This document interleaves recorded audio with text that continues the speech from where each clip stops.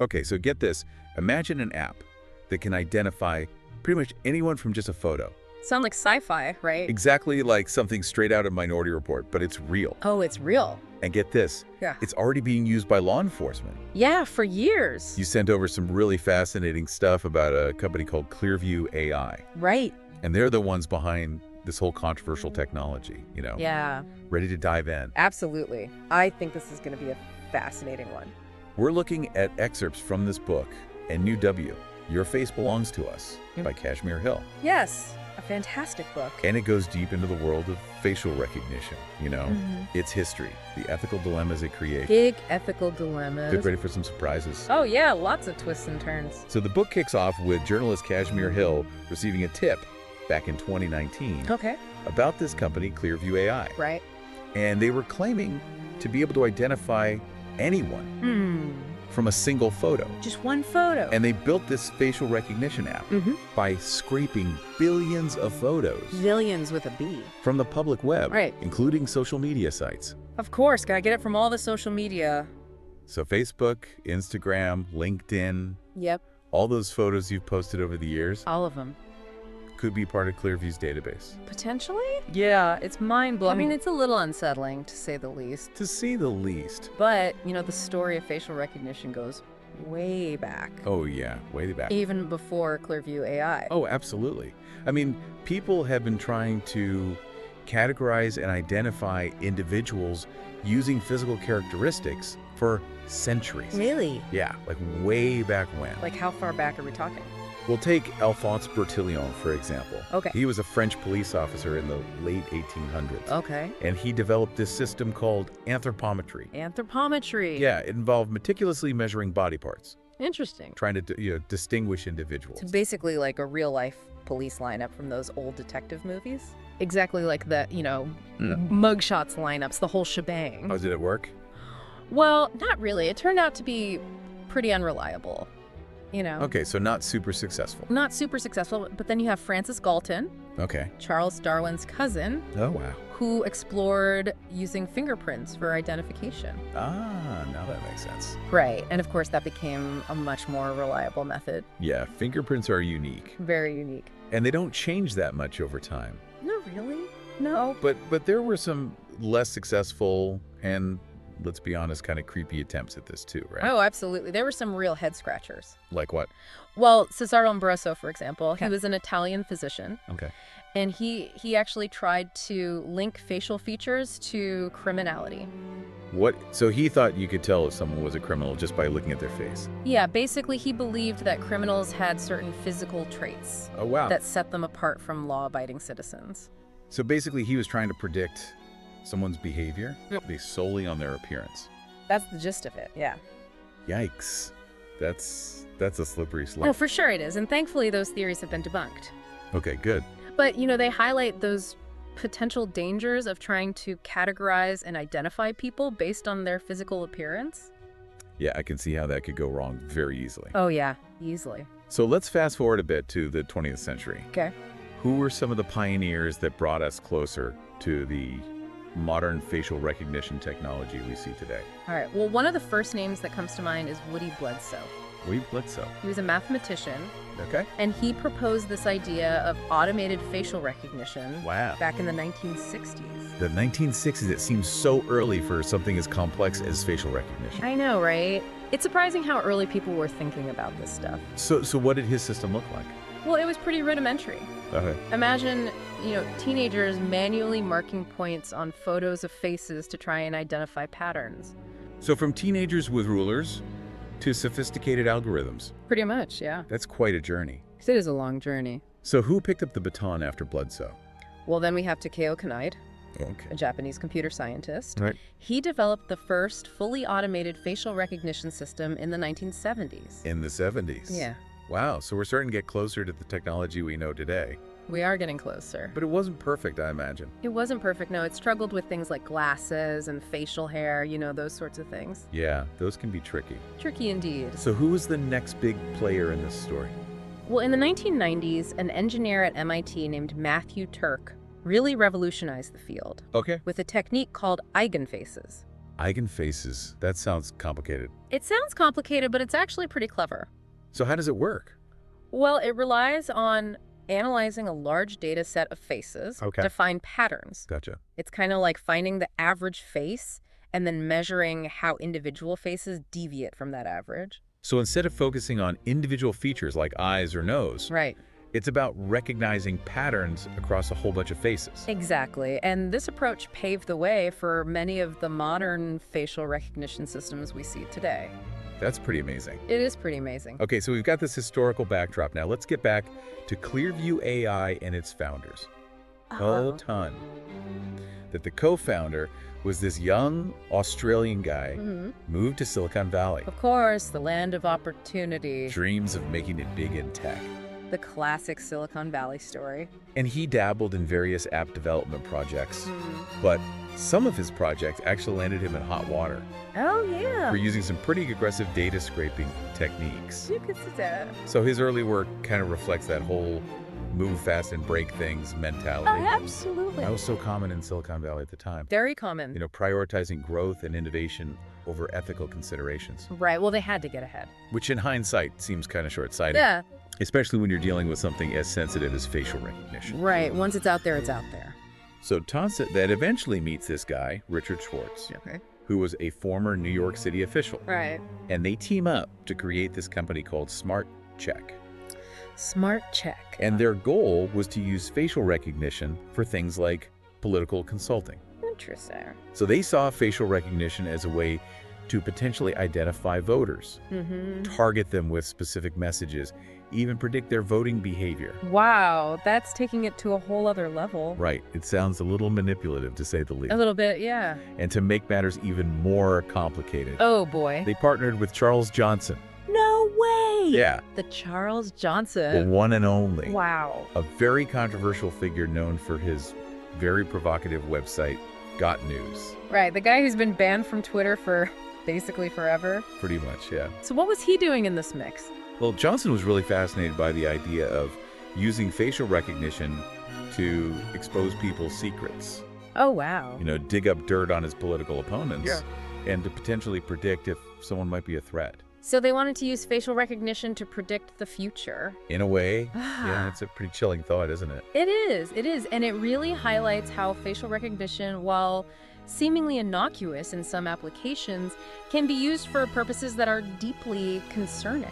You know, we're not just talking about targeted ads anymore. Nope. We're talking about potentially using facial recognition to predict someone's behavior. Right, and label them as a threat based on what exactly. Yeah, it's like those old phrenology charts. Oh, yeah. Where they claim to be able to read your personality. Right. From the bumps on your skull. Bumps on your skull. We know that's nonsense. But facial recognition feels like a more technologically sophisticated version of the same idea. You're making a really good point there. It's something we need to be very aware of as this technology becomes more powerful and more pervasive. So they've got this controversial figure involved. They're pitching this technology for political consulting. I can see why investors might be hesitant. Yeah, I can see that too. So they're facing what one investor called regulatory uncertainty Right. around facial recognition. Basically, nobody wanted to touch it. Too risky. So Smart Checker was struggling to get off the ground. What do they do?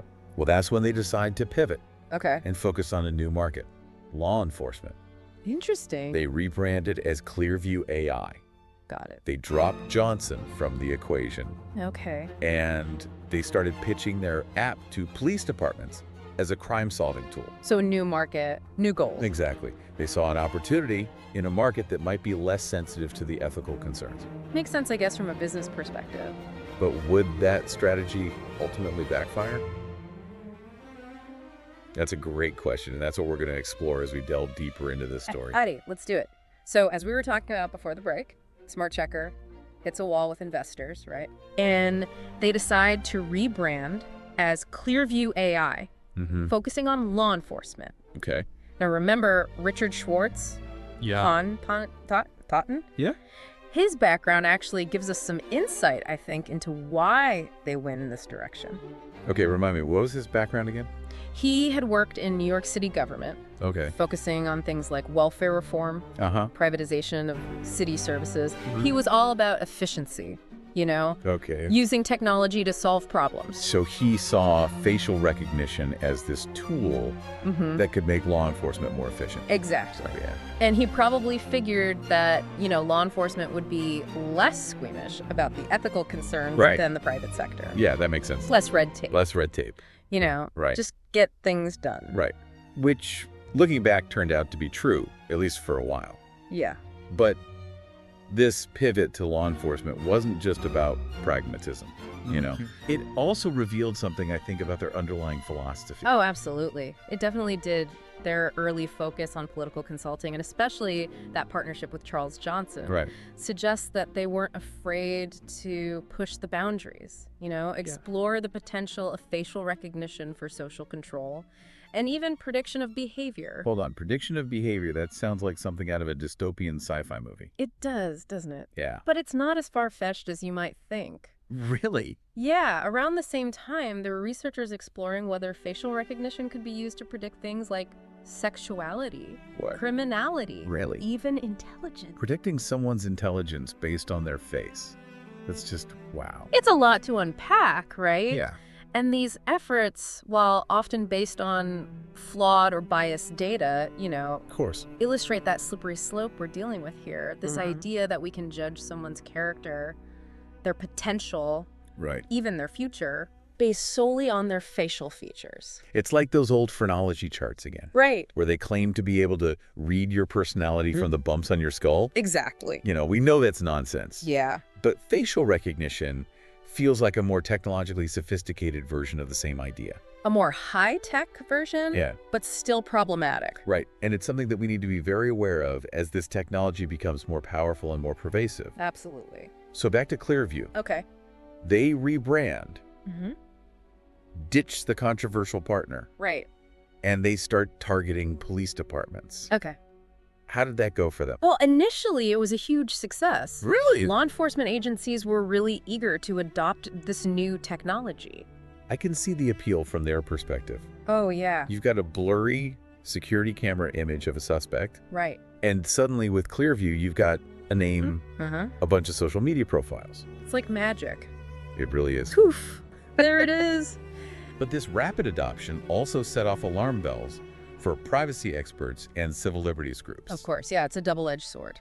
And this is where the book really starts to get interesting. Okay. Kashmir Hill does an incredible job of uncovering how Clearview operated, how they built their massive database, how they marketed their technology to law enforcement. Yeah, she really gets into the nitty-gritty. She reveals that they were scraping billions of photos from the web. Billions with a B. Including social media sites. All the social media. Without people's knowledge or consent. Yeah, that's a big problem. And they were selling access to this database to law enforcement agencies. Wow. All over the country. With very little oversight or regulation. So they were basically operating in this legal gray area. Yeah, taking advantage of the fact that there weren't clear laws governing the use of facial recognition technology by law enforcement. Right. They were kind of the Wild West of facial recognition. And it worked for a while. It did for a while. They were able to fly under the radar, building their business, expanding their database without much scrutiny. But eventually the cracks started to show. What happened? Well, as more police departments started using Clearview, and as word of their practices began to spread, privacy experts and civil liberties groups started to raise concerns. Makes sense. The ACLU filed a lawsuit against Clearview. Oh, wow. Arguing that their data scraping practices violated Illinois' Biometric Information Privacy Act. Okay, so what's that? It's called BIPA for short. IPA. And it's a state law in Illinois that requires companies to get informed consent. Okay. Before collecting and storing biometric data. So what does that mean, biometric data? Well, it includes things like fingerprints, iris scans, and, yes, facial recognition data. Right, so the ACLU argued that Clearview was violating this law. Exactly. They were scraping people's photos from the web without their consent. So wait, if they're building this massive database of faces, and they're using it for identification purposes, it seems pretty clear that they should be getting people's permission, right? You'd think so, right. But Clearview argued that BIPA didn't apply to them. Why not? Because they weren't collecting biometric data directly from individuals. They were scraping it from publicly available sources. So they were basically saying, hey, it's not our fault that people are posting their photos online. Pretty much, yeah, but the courts didn't buy it. Okay. The case is still ongoing, but it's already had a significant impact on Clearview's operations. So buy PA was a major hurdle for them in the U.S. What about other countries? Were they facing similar challenges internationally? Absolutely. European privacy regulators, who are generally much stricter about data protection than their American counterparts, started cracking down on Clearview as well. What did they do? They slapped them with massive fines for violating the General Data Protection Regulation, or GDPR. GDPR, I've heard of that. Yeah. It's a sweeping privacy law that protects the personal data of European citizens. So even though Clearview was based in the U.S., they were still subject to European privacy laws. Exactly, because they were collecting data on European citizens. Makes sense.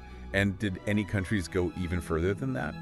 Oh, yeah. Some countries went even further. Canada, for example, banned the use of Clearview by law enforcement agencies altogether. Wow. So Clearview was facing legal challenges on multiple fronts. What was their response to all of this? Well, they initially tried to downplay the concerns and defend their practices. They argued that, they were providing a valuable service to law enforcement, helping to solve crimes, keep communities safe. Which, to be fair, there are certainly examples of cases where Clearview has been used to identify criminals and bring them to justice. That's true. But the problem is that the potential for abuse is just so high. And once this technology is out there, once it's in the hands of law enforcement agencies, it's very difficult to control how it's used. So even if their intentions were good, even if they genuinely believed they were helping law enforcement, the potential consequences of their actions were far-reaching and potentially very dangerous. Absolutely. And that's the dilemma we face with so many powerful technologies. Right. The line between beneficial use and harmful misuse can be very thin, and it's often blurred by good intentions and the allure of progress. So where does Clearview stand today? What's the latest on their legal battles and their operations? Well, they're still fighting those legal challenges in the U.S. and Europe, and they've had to scale back their operations significantly. They're no longer selling their app to U.S. law enforcement agencies, and they've faced, significant criticism and scrutiny from the public and from lawmakers. It sounds like their future is pretty uncertain. It is, yeah. Their story serves as a cautionary tale about the dangers of unchecked technological development, the importance of privacy regulations, and the need for transparency and accountability when it comes to powerful technologies like facial recognition. It's a story that raises a lot of important questions about the future of this technology and about the role it will play in our lives. And that's something we'll definitely be exploring further as we continue this deep dive. I agree. There's a lot more to unpack here, and the implications of this technology go far beyond the story of Clearview AI. We've been talking about Clearview AI and all the controversy surrounding their use of facial recognition technology. A very U.S.-centric story. And, it's important to remember that this isn't just an American story. Oh, absolutely not. This is happening all over the world. And one place that comes to mind is China. Oh, yeah. China, big time. I've heard about their massive surveillance system. It's pretty intense. Yeah, but I have to admit, it's a little hard to wrap my head around the scale of it. It's on another level entirely. Like, how big are we talking? We're talking a vast network of surveillance cameras, estimated to be in the hundreds of millions. Hundreds of millions of cameras. Yeah. Wow, that's just mind-boggling. It's hard to even imagine. And they're all integrated with sophisticated facial recognition systems. Oh, yeah, cutting-edge stuff. I mean, what are they using all those cameras for? Well, the Chinese government uses facial recognition for a wide range of purposes. Like what? Everything from tracking criminals, monitoring traffic, to enforcing social norms and controlling the movements of certain groups. So it's not just about catching criminals. Nope. It's about monitoring and controlling people's behavior. Yeah, pretty much. On a massive scale. Massive scale. That's pretty intense. It's a whole different world. And it raises all sorts of questions, Oh, yeah. Huge questions. About privacy, freedom of movement, the potential for abuse. Big time. Imagine a society where your every move is tracked. Right. Your face is scanned. Every time you step outside, your behavior is constantly monitored and evaluated by algorithms. It's kind of a chilling thought. Yeah, it's like something out of a dystopian novel. Exactly. And it makes you wonder, is this the future we're heading towards? It's a valid question. Is facial recognition technology inevitably going to lead us down this path? Well, I think that's the big question, isn't it? It is. And there's no easy answer. Right. But I think it's important to remember that technology is not destiny.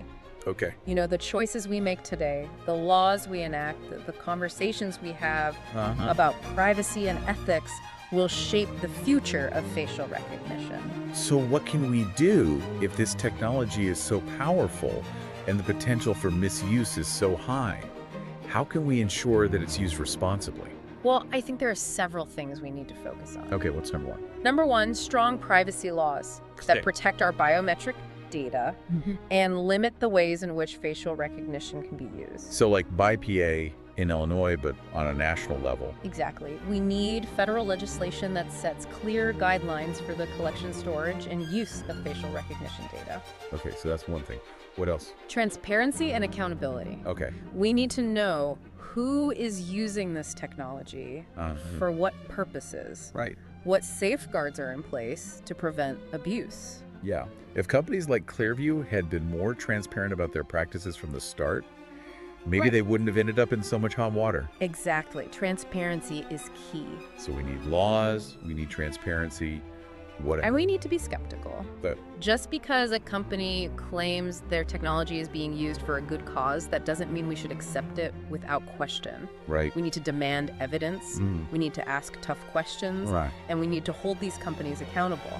So it's not just about passing laws. Right. It's about being informed, engaged citizens Yes. who are willing to speak up and challenge the status quo. Yes. Make your voice heard. And it's about having these conversations like the one we're having right now Absolutely. These conversations are crucial. about the ethical implications of this technology. If we don't talk about it, who will? Because ultimately it's up to us to decide what kind of future we want to create. We have the power. A future where facial recognition is used to enhance our lives, Right. or a future where it's used to control and restrict us.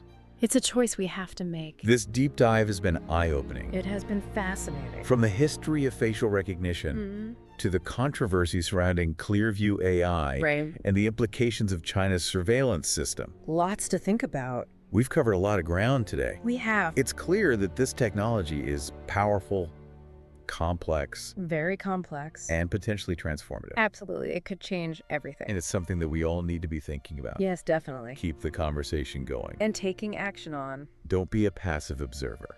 Thanks for joining us on the Deep Dive. It's been a pleasure as always. We'll be back soon with another fascinating topic to explore. Looking forward to it. Until then, keep questioning, keep learning, and keep digging deeper. And keep demanding a future where technology serves humanity.